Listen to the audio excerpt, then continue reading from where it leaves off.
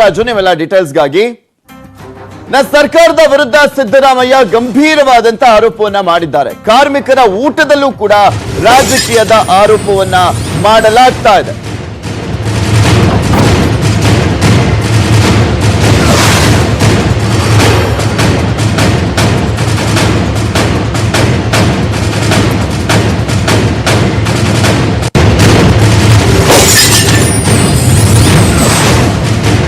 ವಿರೋಧ ಪಕ್ಷದ ನಾಯಕರಾಗಿರುವಂತಹ ಸಿದ್ದರಾಮಯ್ಯನವರು ಸರ್ಕಾರದ ವಿರುದ್ಧ ಗಂಭೀರವಾದಂತಹ ಆರೋಪವನ್ನು ಮಾಡ್ತಾ ಇದ್ದಾರೆ. ಕಾರ್ಮಿಕರ ಊಟದಲ್ಲೂ ಕೂಡ ರಾಜಕೀಯವನ್ನ ಮಾಡಲಾಗ್ತಾ ಇದೆ ಅಂತ ಆರೋಪವನ್ನು ಮಾಡಿರುವಂತದ್ದು ತನಿಖೆಗೆ ಆಗ್ರಹಿಸಿದ್ದಾರೆ ವಿಪಕ್ಷ ನಾಯಕರಾಗಿರುವಂತಹ ಸಿದ್ದರಾಮಯ್ಯನವರು.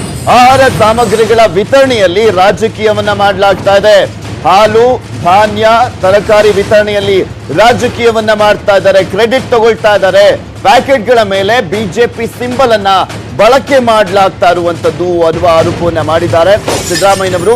ಕಾರ್ಮಿಕ ಇಲಾಖೆ ಯೋಜನೆಯಲ್ಲಿ ರಾಜಕೀಯ ಮಾಡೋದು ಎಷ್ಟು ಮಟ್ಟಿಗೆ ಸರಿ? ಬಿಜೆಪಿ ಆರ್ಎಸ್ಎಸ್ಗೆ ಹಂಚಿಕೆ ಹೊಣೆಯನ್ನ ಕೊಡಲಾಗಿದೆ ಅಂತ ಕೂಡ ಆರೋಪವನ್ನ ಮಾಡಿದ್ದಾರೆ ಸಿದ್ದರಾಮಯ್ಯನವರು. ಸಂಬಂಧ ಪಡೆದಂತವರಿಗೆ ಯಾಕೆ ಹೊಣೆಯನ್ನ ಕೊಟ್ಟಿದ್ದೀರಾ ಅಂತ ಸಿದ್ದರಾಮಯ್ಯನವರು ಪ್ರಶ್ನೆಯನ್ನ ಮಾಡಿದ್ದಾರೆ. ಇದರ ಬಗ್ಗೆ ತನಿಖೆ ಆಗಬೇಕು ಅಂತ ಕೂಡ ಆಗ್ರಹಿಸಿದ್ದಾರೆ.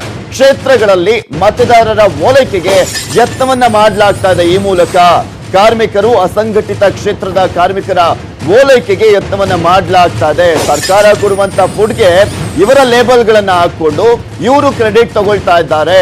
ಸಾವಿರಾರು ಕಾರ್ಮಿಕರ ಮತಗಳ ಮೇಲೆ ಕಣ್ಣಿಟ್ಟಿದ್ದಾರೆ ಅಂತ ಆರೋಪವನ್ನ ಮಾಡಿದ್ದಾರೆ ಮಾನ್ಯ ವಿರೋಧ ಪಕ್ಷದ ನಾಯಕರಾಗಿರುವಂತಹ ಸಿದ್ದರಾಮಯ್ಯನವರು. ರಾಜ್ಯದಲ್ಲಿ ಸುಮಾರು 30 ಲಕ್ಷ ಕಟ್ಟಡ, ಇತರ ನಿರ್ಮಾಣ ಕಾರ್ಮಿಕರಿದ್ದಾರೆ.